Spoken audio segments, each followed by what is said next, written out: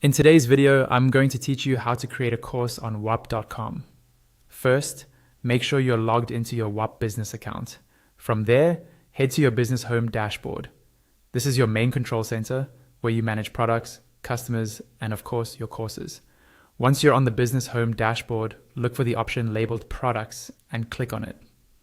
This section holds all of the products you sell through Whop, including memberships, access passes, and now your course. Next, either click on one of your existing products, or if you don't have any yet, create a new product first. Your course will be attached to a specific product, so think of the product as the package your course will be sold under. When you're inside the product page, look at the tabs along the top and click on Apps. This is where you connect additional features to your product. Scroll down to the section that says Add a new app and select Courses. You'll see a toggle to turn courses on for this product. Click that toggle to enable courses. Once you've done that, don't forget to save your changes by clicking Save Product. This step is important.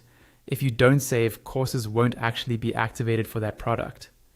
After saving, go back to your business home dashboard. In the main section of the dashboard, you should now see an option for courses. Click on that to open the course management area. Here, click on Add Course to start building a new one.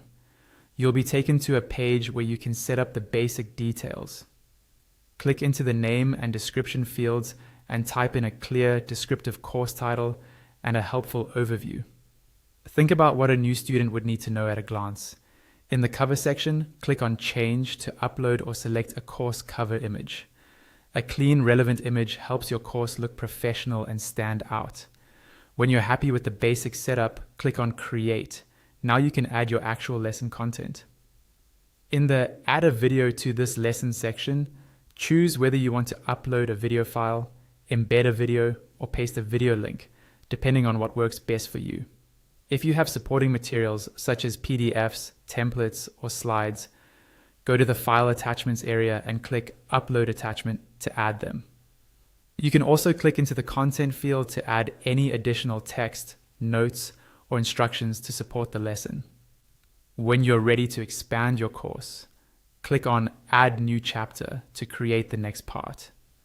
Repeat the same process for each chapter.